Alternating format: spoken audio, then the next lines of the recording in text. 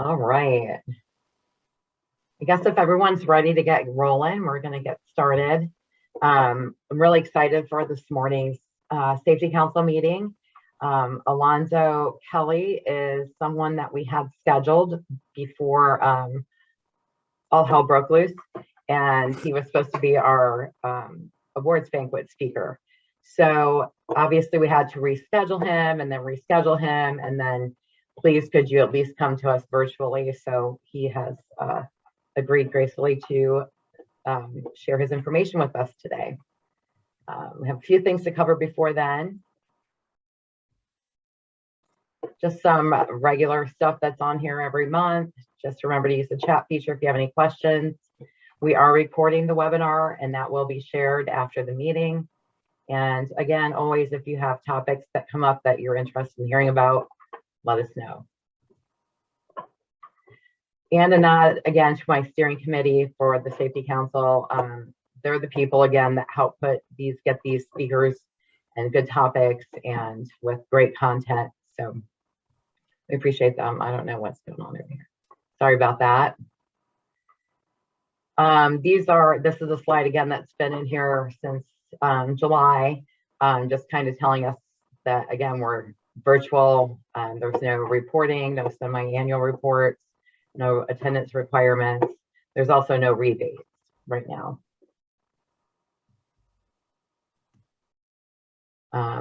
We did hear some updates, and I think maybe Dean might be sharing them, but this is just tentatively, of course, depending on what happens with all the mess that's going on.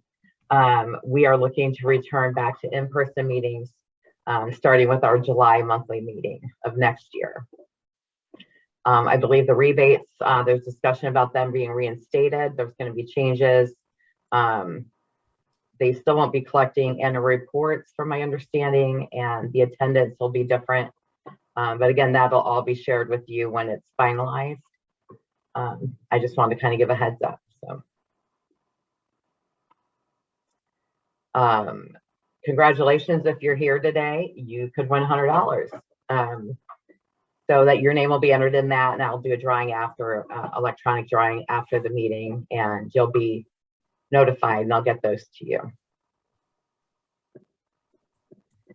Also, hopefully this has been helpful. I am just automatically registering all of you for the meetings now.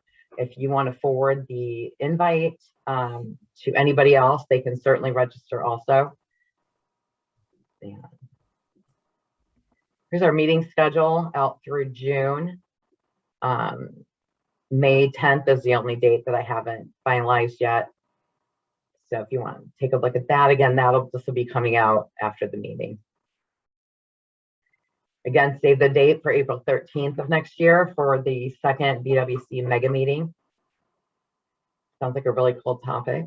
You won't want to miss it. And now, without further ado, Dean, you're up on deck. Thank you. Good morning, everyone. I hope everyone's having a decent holiday season so far. I want to reiterate also that we're going to go to the Safety Congress hopefully in March.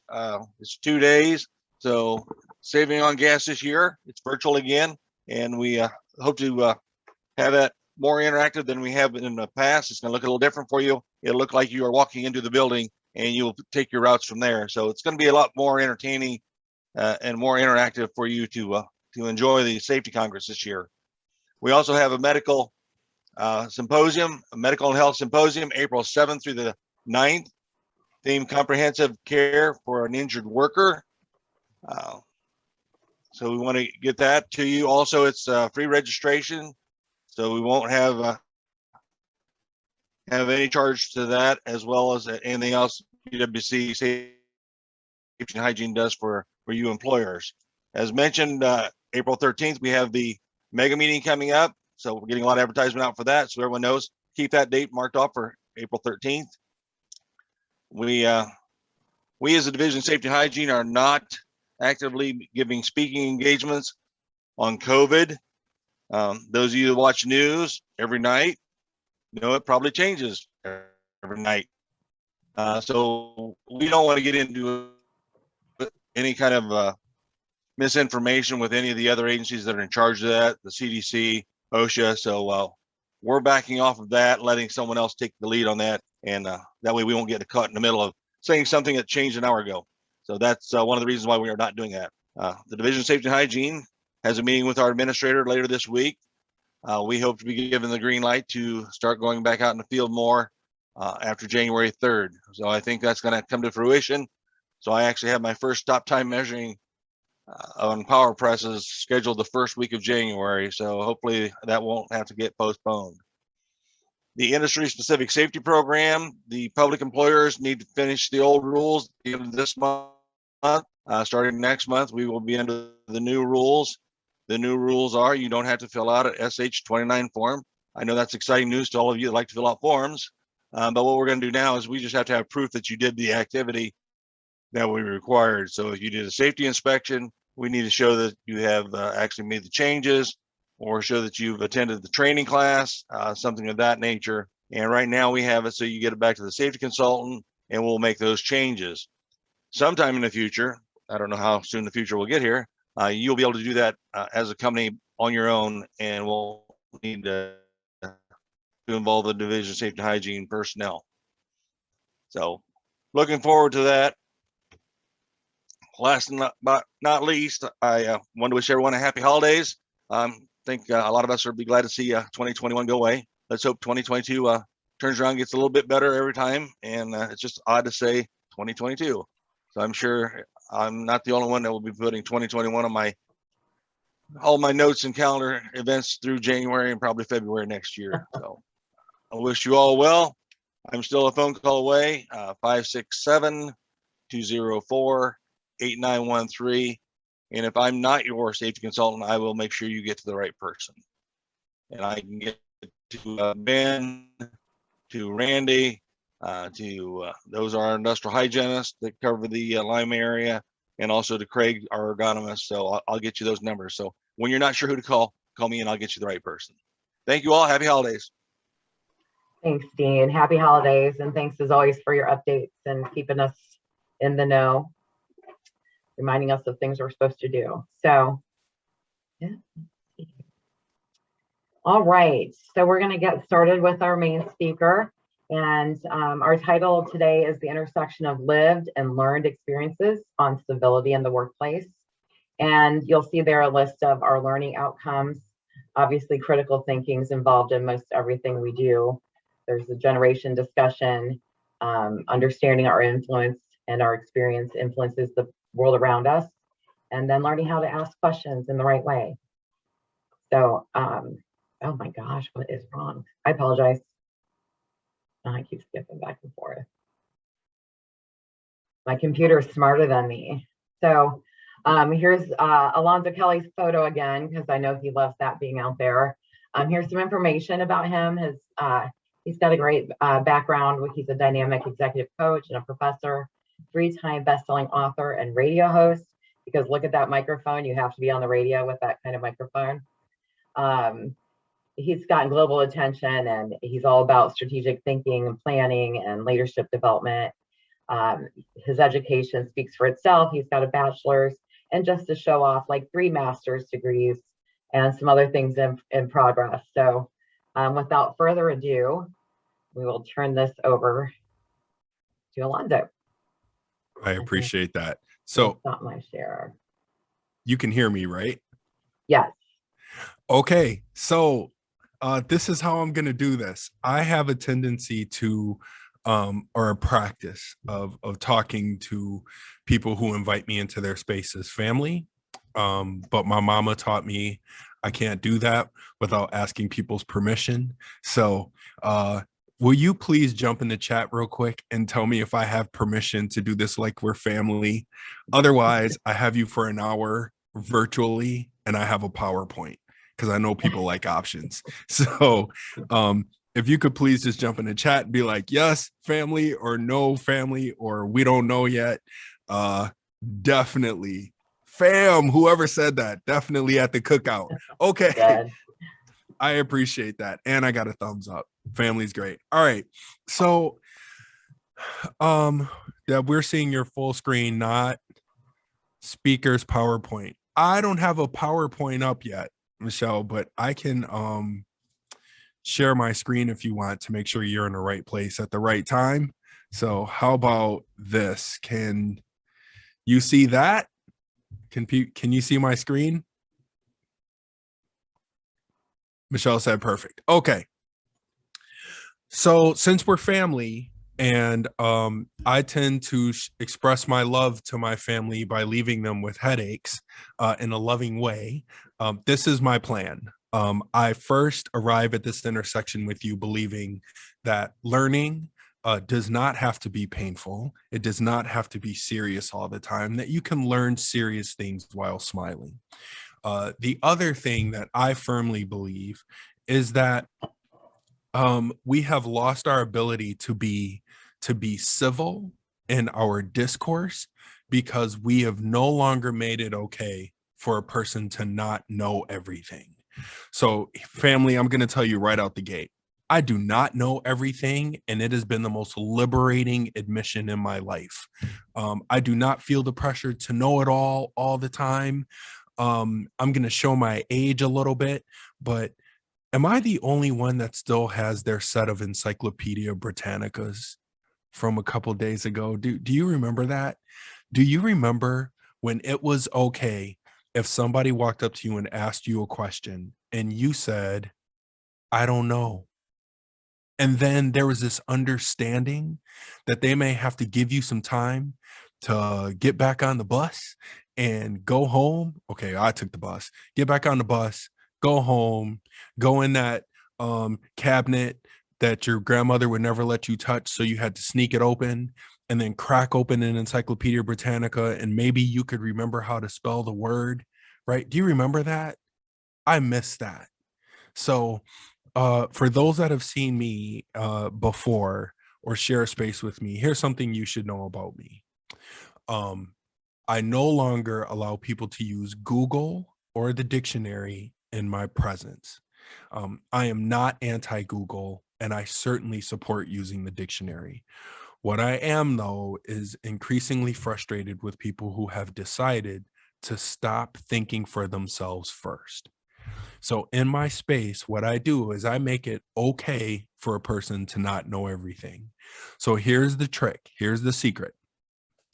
As of this past May, I would like to share with you, and I wish I could hear you or see your smile with this.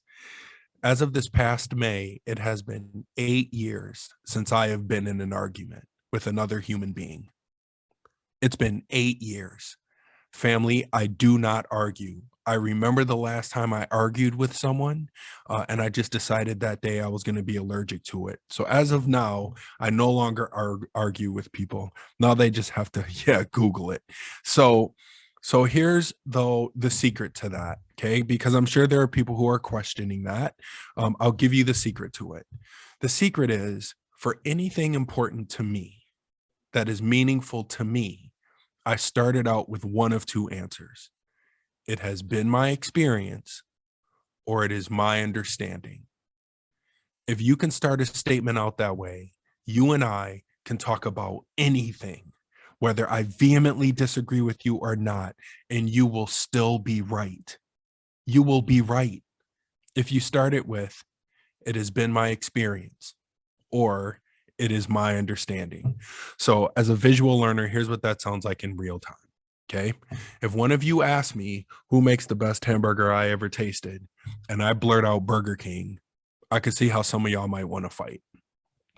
However, listen to it this way. Hey, Alonzo, who makes the best hamburger you ever tasted? And I respond, in my experience, the best hamburger I've ever tasted is Burger King. Can you hear the difference? Can you see how I am not going to argue with any of you about my answer? Does it automatically make me right as the sole owner of all things good tasting about hamburgers? It is not.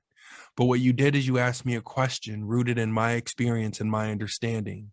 Therefore, an argument is like pointless.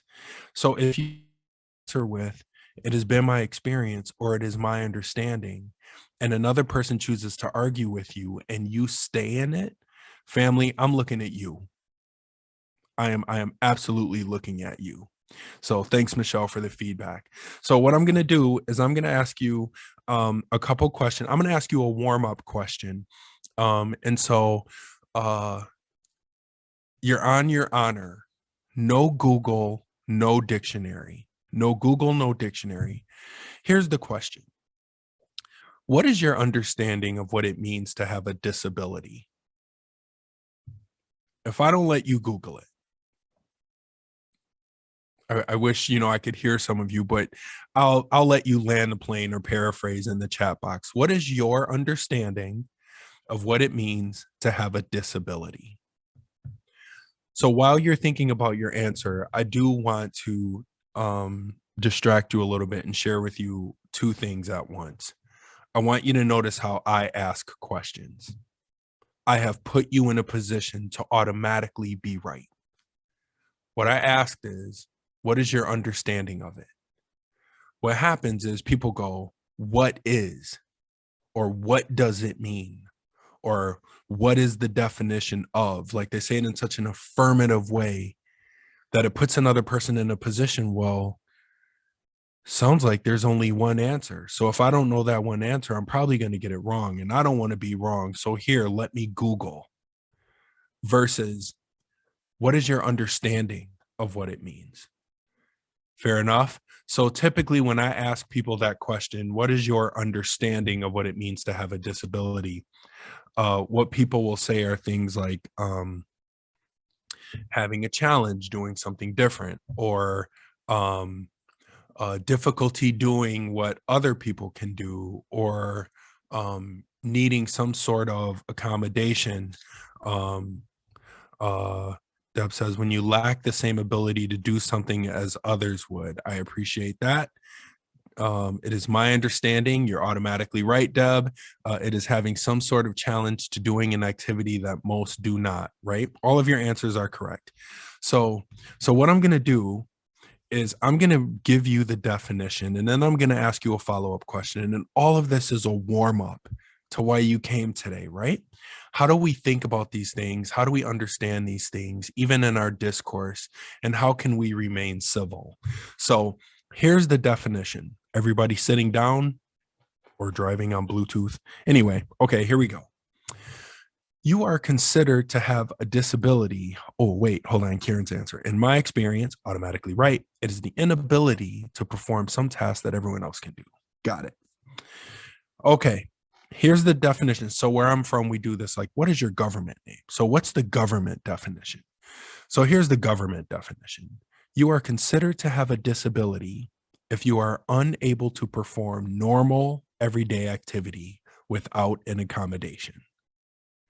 Unable to perform normal everyday activity without an accommodation.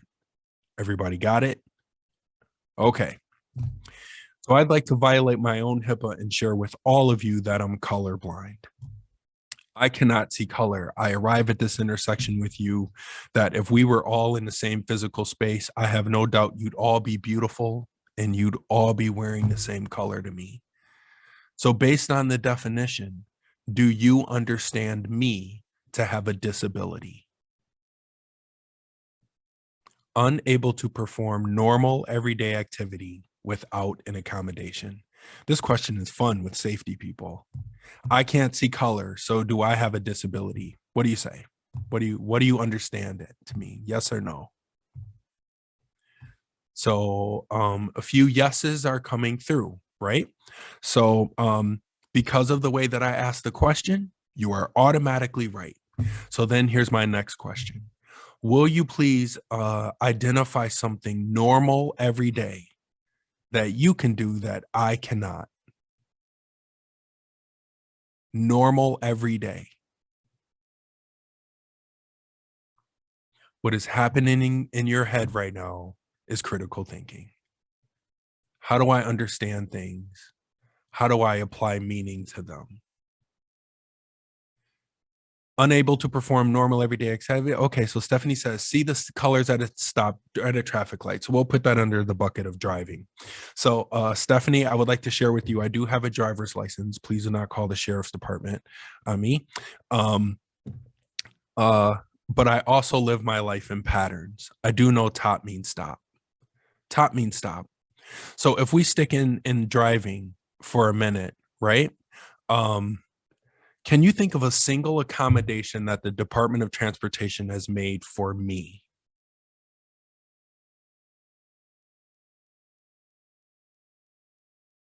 Whatever you're thinking, I'm about to say, do you think you did that? They did that for me. Family, there is no accommodation for colorblind people with driving. And the reason is, I say with all the love in my heart, I'm going to need everybody to get off their little privileged high horse about driving.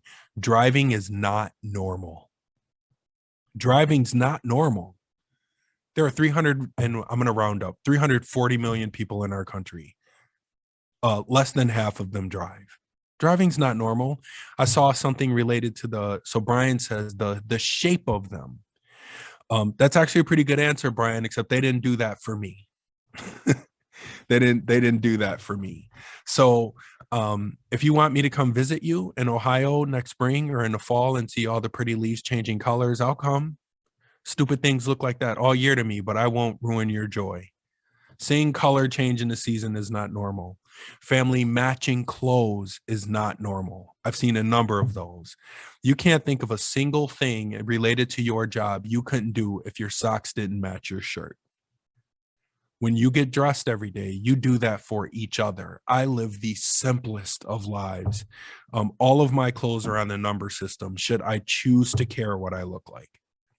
My point is, I want you to notice how we did this. I asked you something rooted in your understanding. I made it safe for you to be right. Then I gave you the definition of what is, and I asked you, what is your understanding then of how it applies to me? I made your answers okay. That's how we bring civility back in our discourse. We make it okay, but it's not okay anymore. Somebody's got to be right and somebody's got to be wrong. And if you're wrong, I need to publicly declare it. And that's what we've lost. So I appreciate you engaging in that. So when I'm talking about safety, I'll add one more definition to what I understand your definition of safety is. I'd like to add psychological safety. These are the things I need in our relationship, in our space, for me to be at my best. Those things include accountability, courage, humility, and empowerment. So I'm going to stop sharing for a second because I've learned that we listen with our eyes and not with our ears. So I promise I'll go back to that in a second. The first word was accountability. If I do not let you look it up in a dictionary, can we safely assume that I see 52 people, 50 plus people are in here? If I do not let you use a dictionary, can we agree I get 50 different definitions if I ask you, what is your understanding of accountable? I'd get a lot of different answers and they'd all be right.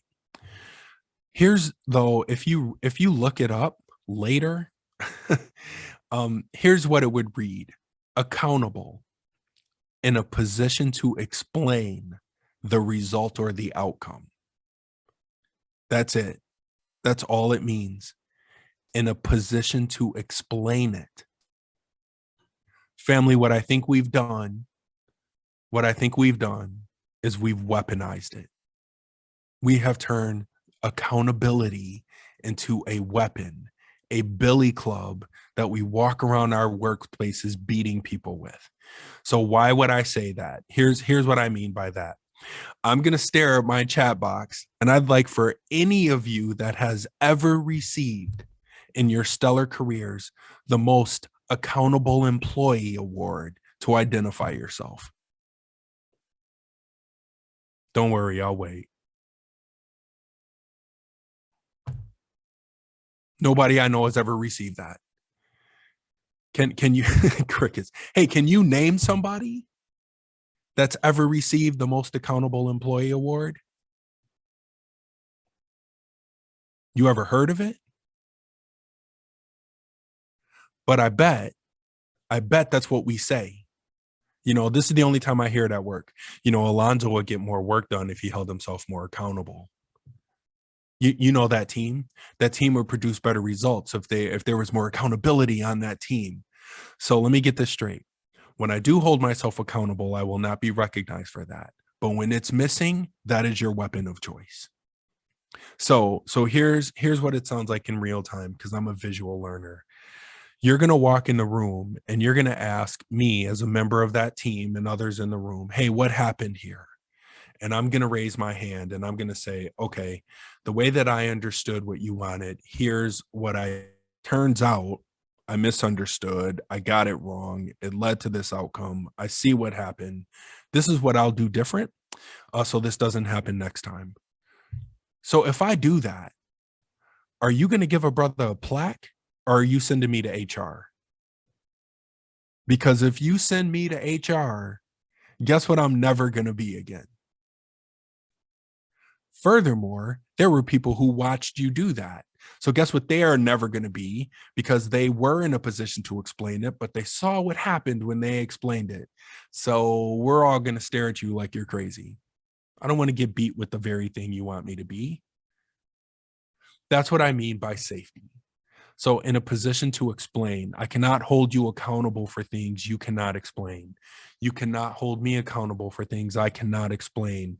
You know, we've had, I'll show you in a second, we're going to do like a weird like drive by on a couple things because of time. But we had like a new era civil rights movement over the last year and a half. And what we're running around is holding people accountable for things none of us can explain. I cannot be held accountable for things that people do who look like me in another state. I can't explain that. Nor can I put you in a position to feel the need to explain why other people are doing things that not only have you never met, you don't even know what city that is, right? But that's what we do. And that's why it's not safe. And that's why civility is gone. So I'm going to show you again real quick the other four or the other three. Courage. Let's just say it's my understanding. The concept of courage is it's safe for me to share with you my experiences and my understanding. And as a result of that, I will not be harmed in some unrecoverable way. My understanding of humility. I know what I know rooted in my experience. And I know I have not experienced it all. I'll say it again. I know what I know rooted in my experience. My experiences are true. And I know I have not experienced it all. Humility does not require you deny your truth. It simply demands you accept that the truth as you understand it may be unique to you. That's it. In terms of how I understand it. And my understanding of the concept of empowerment is you can take action with information given. So I know for myself, I can listen to somebody talk to me for 10 minutes straight, uninterrupted. But at 10 minute, 1 second, if you have not invited me to be a part of the conversation, ask me a question or something, then I start to get nervous and panic because that's what I understand a hostage situation is, and I'm allergic to those. So that's why every 10 minutes, I've stopped and then asked you a question. And so at this point, I am going to stop for a second, and I'm going to invite you, if you want to do it through chat. Is there anything I shared that I'll ask you two questions that you'd like to hold me accountable for? In a non-weaponized way. I said it, I should have to explain it. Or is there something you believe you'll be holding on to a week from now? So that's what I'll ask. Is there anything I shared you want to hold me accountable for? Or what, if anything, catch the humility, have I shared, do you believe you will remember a week from now? So I'll stop talking and let you answer that in the chat.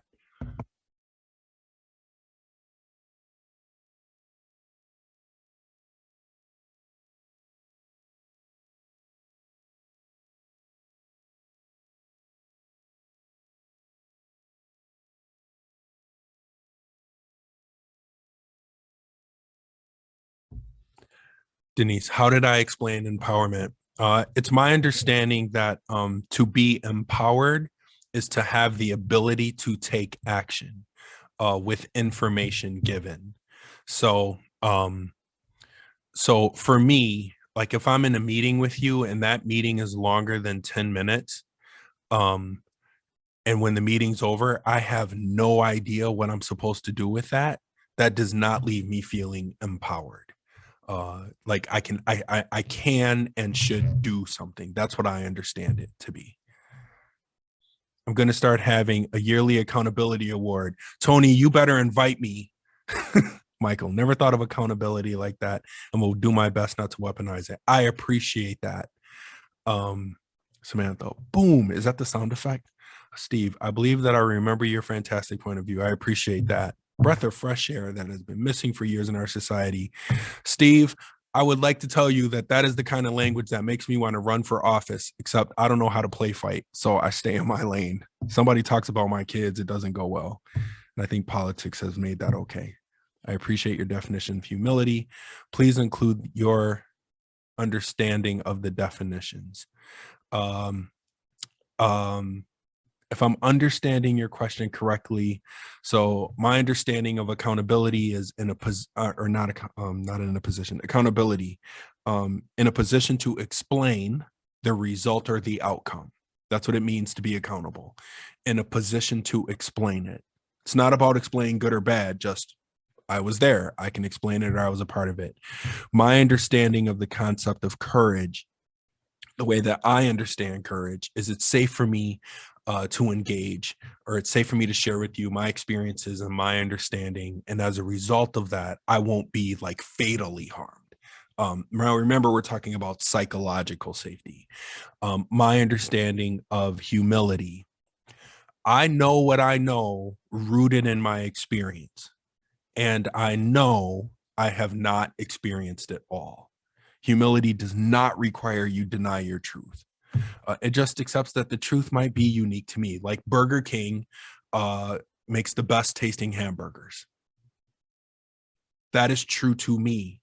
If one of you says, well, you haven't tasted mine, I'm going to remind you, and I know I have not experienced it all. And I'm going to need you to be humble and accept that maybe after I eat your hamburger, it's still Burger King to me. Okay. So here we go. Let's keep going. So what I'm going to do is I'm going to put a picture up on the screen. And what I'd like for you to do is tell yourself a story about what it is you're looking at. So what you're looking at is a box of matches on the bench, a candle in the middle, and a fire extinguisher on a motorcycle. Matches on the bench, candle in the middle, and fire extinguisher on a motorcycle. My question for you is, what are you understanding is the story that explains this picture? And again, I'm going to say, notice how I asked the question. I did not ask you to tell me what's the story. I asked you to share with me, what is your understanding of the story that explains this? Matches, candle, fire extinguisher. It is my understanding that we all have choices. Some may burn us, some may help us. That's pretty deep there, Lima Chamber. Just as an aside, everybody should know that I'm immediately going to send this PowerPoint to Deb and respectfully request that she deploy it to all of you. You should have fun with all of these slides. Nothing in here is super secret. So some people look at this story and this picture and they tell them, I know, Deb. Some people look at the picture and they tell themselves stories like, one guy lit her flame and another guy's going to put it out. Other times people will share with me, they see, we always want what's bad for us, or women like like bad boys and all this other stuff, right? The I in Lima, it sounds like this is one of those times, Tony, I wish you had a mic. Lima. Oh, Lima. Got it. Deb, the candle like the fire extinguisher better than the matches because he has a motorcycle. Yes. So all of your stories are true. I'm not going to correct any of them. With your permission, I'd like to share with you what it is I saw when I first saw this picture. Chris, the choices you make are life-changing. Man, ain't that the truth? So when I first saw this picture, I saw a father, a daughter, and a boyfriend. A father, a daughter, and a boyfriend. So here's what's cool. If you could see that when I told you that, that's an indication to me that our relationship is safe. This is how I measure safety. No matter what you saw, I was going to allow myself to see it. And then would you allow what I see to also be true if it's different from your story? That to me is how I measure safety, and to know that you and I can have a civil conversation. We are agreeing, we're both looking at the same thing, and we're not telling ourselves the same story. And guess what, family? That's okay. Now, here's another part of this. I shared with you I saw a father and a daughter and a boyfriend. I am curious, which one did you think I was talking about as dad?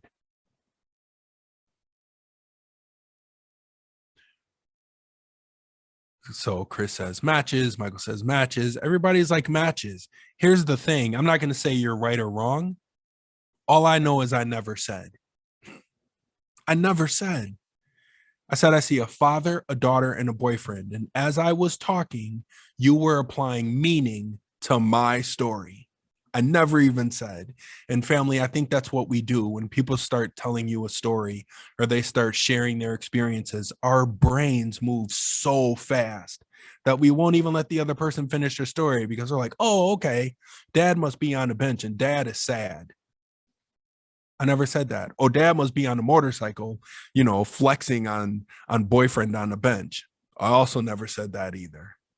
I just want to point out to you how fast your brain works. I got another question for you. Here's another way to look at it.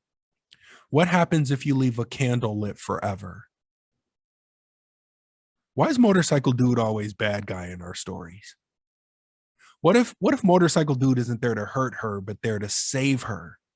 If motorcycle guy doesn't show up, candle dies. Simple as that. However, our brains are wired, for whatever reason, rooted in your experience: motorcycle, leather jacket, confident posture, possibility or potential, and then we label it bad.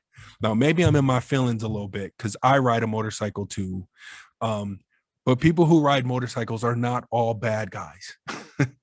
Now, where you lose me on this picture that I can't identify with is that dude appears to be in skinny jeans, and I can't rock those, but that's neither here nor there. Those pants are too tight for me. Either way, not everybody who rides a motorcycle is a bad guy. And when a person sees a motorcycle and they say bad guy, what I am doing for my own sanity is asking myself, I wonder what their experience has been with people on motorcycles that has led them to believe bad guy. I'm not going to argue with them about whether or not motorcycle people are good or bad. What I am now curious about is, what is your experience with people on motorcycles that led you to say that? So that's the skill. That's how I do it. I no longer run at people. I run at experiences that people have, and then maybe I can change their experience. Finally, to go to chapter 10 in the super deep lesson, I will simply say this. Okay, so Tony, being a part of the fire department, if you leave it to burn too long, you'll eventually have to be put out. I ride too. That's another story, though. It pretty much sounds like to me like the Lima Chamber of Commerce is going to have to organize a bike ride, and Black Bruce Wayne is coming. That's all I'm saying. Like, I'll be there too. So, chapter 10 in this lesson, if you will, on a super deep level, is if you apply gender to this picture, you went default position. Because whenever we said things like he and she, I'm wondering which one you're talking about. So like if you said she, which one are you talking about? So this is where I say, like, we test safety, right?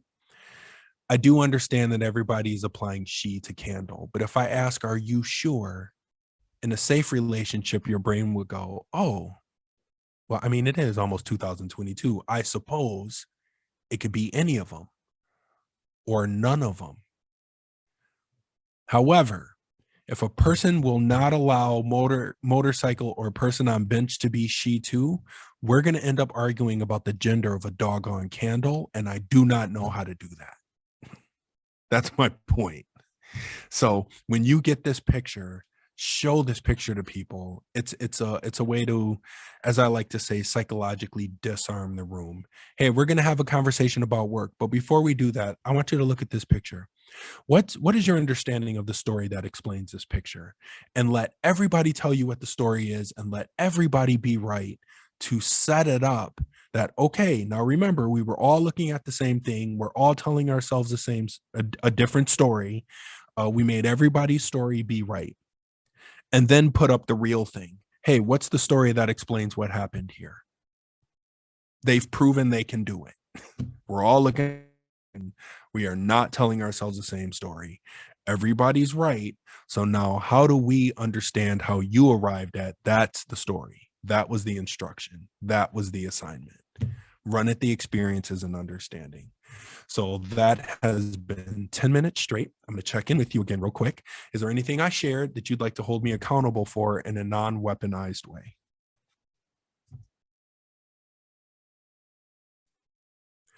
So I'll keep talking, and I'll watch the chat if I shared anything. And remember to have fun with the picture. Let's have fun with the picture. I think smiling while learning is a good thing. So I'm sure you've seen no shortage of this graphic. I'm actually not going to spend a lot of time on this graphic. I will share this ingredient as I have understood it and now am embracing as true. It takes 2 generations to forget and 3 to not care. It takes 2 to forget and 3 to not care. So we're gonna walk through one example like really quick. We have a 19-year-old daughter, a 14-year-old son, and a 4-year-old son.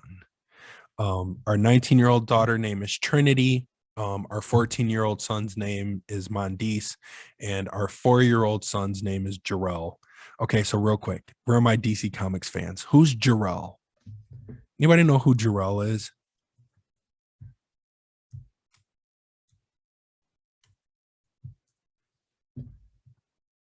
For those who do not know, and my feelings aren't hurt yet, you better not, Deb. Okay, so Jarrell is Superman's dad. Superman has a daddy too, and Superman's daddy name is Jarrell. I will be 48 soon. You make a baby at 43, you get a Superman name, bro. That's how I feel about it. Anyway, that's not relevant to the story. I just love my babies. All right. It takes 2 generations to forget and 3 to not care. I want you to take a look at this graph for a second, and we're going to talk about our 19-year-old daughter. My grandmother was born in 1929. Can we agree she studied World War II? Yes. My grandmother gave birth to my mother in 1950. Can we agree that my mother studied World War II, but not like her mom? Because my mother had her own Vietnam. I was born in 74. Did I study World War II? Yes, I did. Can we agree I did not study it like my grandma?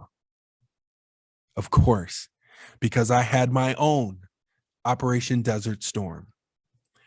My generation gives birth now to the next generation. I looked in my daughter's history iPad, history book, and World War II got max 2 swipes, 2 pages. But guess what got about 13 pages? September 11th. Here's where I'm going with this.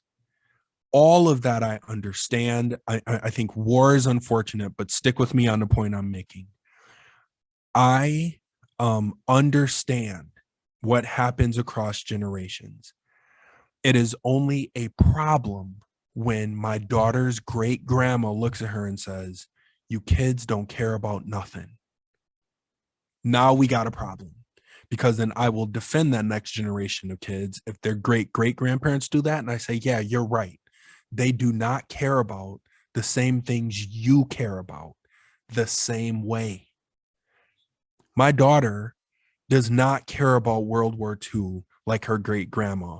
And I need everybody with humility to accept that that is okay. Now, I just shared with you, we have a 4-year-old son, a 4-year-old. Do you really think he's going to care about World War II? No. And that's okay. What I pray doesn't happen. It's because he has his own war. But the point is, it takes 2 generations to forget and 3 to not care. Now, in that same line of thinking, apply that to the concept of respect. Can we agree that each generation has their own understanding of what it means to respect? Take that same thinking and apply it to the concept of hard work ethic. Can we agree that each generation has their own understanding of the concept of hard work ethic? I will raise my hand as one of the first people to say, I apologize to a couple generations after mine. I refer to them as screenagers. I still think they're on their phones too much. I wish they'd put them down. I was frustrated with my daughter never knowing how to write a check in high school. Like, that drove me crazy. And I'll be doggone if everything that drove me crazy about that generation and technology is what got us through a pandemic. Nobody's writing checks. Dad, I can do everything on my phone. I wish I could order food on my phone. I wish I could grocery shop in my boxers and tank top and slippers. Wait, what? You could literally live in a cave. And not that I recommend you do that. I will say that technology from that generation got us through. So I'm now very careful about what I deem to be lazy. It's another way to see it. It's another way to do it. And I want you to hold on to that. So to shock your thinking a little bit, first, I need you to look at me. So here's the thing. I have a very limited amount of time to give you this loving headache. So I am pouring all kinds of things into your thought bucket this morning. What I'm about to show you, because I know somebody's going to do it, this can't be real. It's real. And you should also know, as I arrive at this intersection with you, you as my brothers and sisters as adults do not keep me up at night. It's what our kids think that keep me up at night, because we mimic before we understand. Our kids say words because they heard us say it, having no idea what it means, and on and on and on. So I'm going to give you a couple of examples of John Cotter and his work, Leading Change. I'll go ahead and type that in if you want, looking for a resource for leading change. John Cotter writes a lot of books on leading change, and one of the first things he says is we need to create a sense of urgency. So I feel the sense of obligation to ask you to please, for a minute, put down your professional hard hat. And let's have a family conversation, because these people end up in our workplaces, and that's how I'm going to connect it. My understanding of how a product makes it to market is somebody has an idea, the idea is supported, you make a model, the model is endorsed, then you have some sort of control group, right? So if it's food, you have a tasting. If it's clothes, you have a model show. If it's toys, then you make a toy and you put that toy in a room full of other toys, and then you put kids in there, and then you watch how kids play with the toys, and then depending on what happens, you mass produce the toy. But the people who make toys don't sell toys. You need a partner, okay? So what happens if somebody says we should make a model of a toy that mimics the #1 rated TV show? Because, that's what we do. If it's a hot TV show, you make a toy version of it. And everybody supports that. And then family, without thinking and without safe spaces, here's what you end up with. You end up with the Breaking Bad toy set as sold by I Don't Want to Grow Up. Toys R. Do you remember Toys R Us? Now, I have a habit of saying funny till it's not funny. And so at first, if you laugh, I'm okay with that, until at some point it's going to kick in and you're going to be like, okay, not funny. What you're looking at is based on a TV show. For those not familiar, a chemistry teacher diagnosed with cancer sells methamphetamine for about 10 years on TV, wins every acting award, everything ever. So we decided to make a toy that mimics him, that comes complete with fake bags of meth. And for good measure, we're going to teach our kids how to make meth labs out of Legos. How many of you think this is a great idea? How many of you think it's a great idea that they put it in an aisle between Barbie, Ken, and the baby registry? Now, I'm just going to keep talking here and overwhelm you, rooted in love. I always say it's not that your stories are wrong, they're just incomplete. So if you're thinking it's a good thing Toys R Us went bankrupt, I would like to add to your thinking. You're not wrong, it's just incomplete. Toys R Us was bought out of receivership. It is coming back. But until it comes back, you can always count on your local Walmart to step up to the plate, because you can buy all these toys at walmart.com.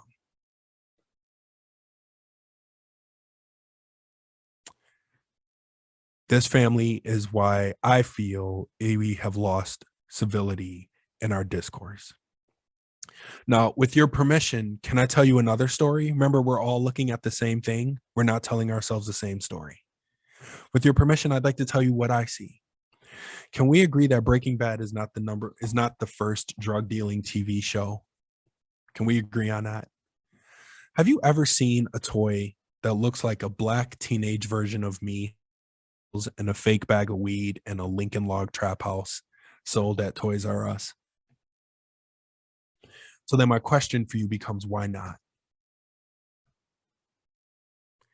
Can you appreciate, because I do believe us to be family, can you appreciate why this hurts me on a deeper level? I'm telling myself a story about how society sees me. We have moved the needle on, okay, this Alonzo I think we can deal with, but not one like you. And I could go on and on about this, but I'm going to go ahead and ask you to brace yourself, because I want to show you what the universe did. The universe heard me. And so they said, you're right, Alonzo. We can do better. So what Playmobil did is introduce a pirate ship that comes complete with black characters and instructions on how to shackle them to the boat. How do you play this?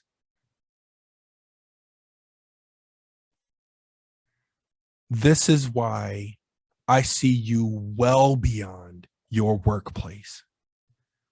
Our responsibility as family is to look out for one another, whether I work in your place or not. Our kids are out here playing slave ship. To make this business, a person would ask, how did this even happen? And so what I would offer to you is, apparently it was not safe for somebody to raise their hand and be like, are you out of your doggone mind? Safety's missing.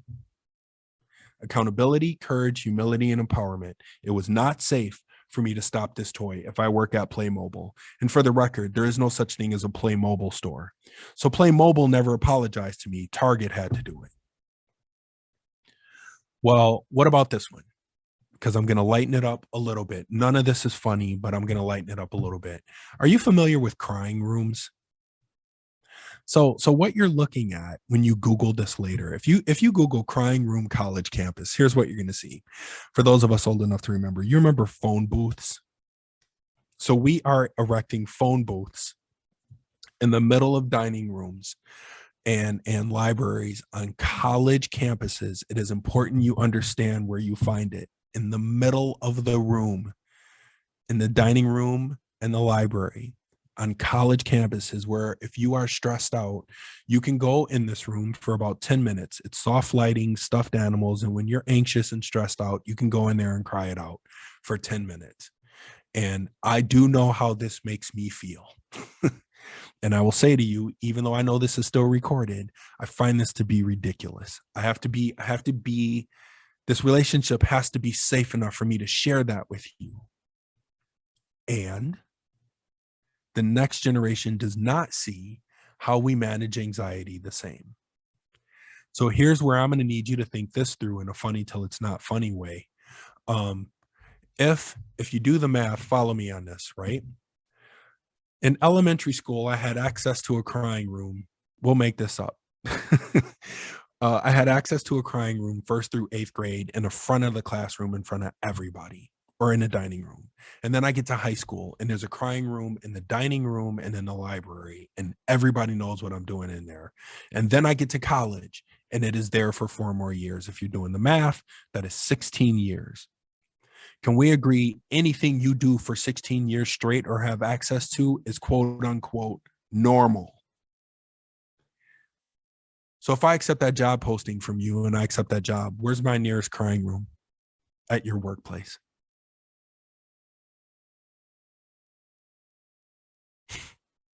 I hear you, Dub. And what happens if I said, my mama said to me, boy, don't you let those people cry. You go in the car and cry. You go in the bathroom stall and cry. You do not cry in the middle of the meeting. Except you've got millions of people who are now ready to enter your place of employment. Like, I don't see that, Michael. Into your place of employment looking for a crying room and you don't have one. And if I can't find one and you laugh about it, guess what I will accuse you of being? That's that intersection. And that conversation will not be civil. I will accuse you of being disrespectful and not caring about feelings. And you will accuse me of being a baby. And that conversation's not going to go well. So I put that in there for you to have a little fun with. This is my parting shot to you. Mama said, always drink upstream from the herd. Always drink upstream from the herd. She's no longer with me. And I do understand what she meant now. And I wish I could tell her I get it. I understand her today to say, I am not required to live off of the information of the group I'm in. We all know what the zebra are doing in that water, and they're also drinking it. And sometimes that's the image that pops in my head when I see a group of people talking about something, and it is clear to me what they're doing to the information. So go upstream, read your own books, have your own experiences, gain your own understandings, and then come back to the group. That's what I understand it. And with that, that is my contact information, family. I know you'll get it later, but if any of you would like to hold me accountable sooner rather than later, I would welcome that. It has been an absolute honor to be invited to serve you. Again, I celebrate Christmas, so I will say Merry Christmas to all of you, and please continue to stay safe. Any questions or anything I can ask for you? Because I see the Browns fans are like about to take this over.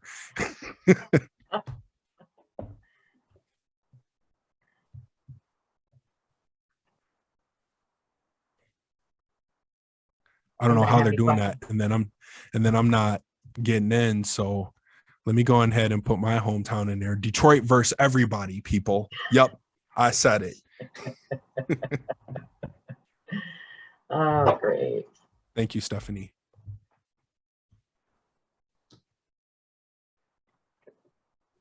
All right. Of course, continue to feel free to put some posts in the chat. I'm going to say it. I feel like this has been our best Zoom virtual meeting that we've had since we started back in July. Obviously I had to be on mute because I was over here laughing hysterically. I'm probably going to get in trouble by my coworkers later. So anyway, thank you, Alonzo, for sharing what you know to be true. And I'm trying to cheat on my notes over here. Just sharing with us your experience and trying to help us be more critical thinkers and approach people with the way that makes it safe for them to respond. Thanks. Family, for your sanity, I want to leave you with this. There is no requirement you argue with another human being ever again. You are not required to do it. So, awesome. All right. Peace and hair grease. Love you all. Thanks, Alonzo. Yep. Bye. I am just going to pop this screen back up real quick here for you guys. Back here to the end. And there's his contact information again. I'll notify the gift certificate winners, and this will all come out in an email. You guys also get a survey. Our next meeting is January 11th, 2022. We're going to talk about the safety culture with Tom McKee from Florida Amanda Specialties, and he was actually our Safety Person of the Year winner recipient in 2019, I believe. So he's also been slated to speak to you guys for a long time, and we're excited to hear from him. You guys know how to get a hold of me. I wish each and every one of you the merriest of Christmases and the happiest of New Year's, and may COVID disappear at the change of the year. So take care, everybody. Hope you stay well and enjoy your families for the holidays. And it's a wrap.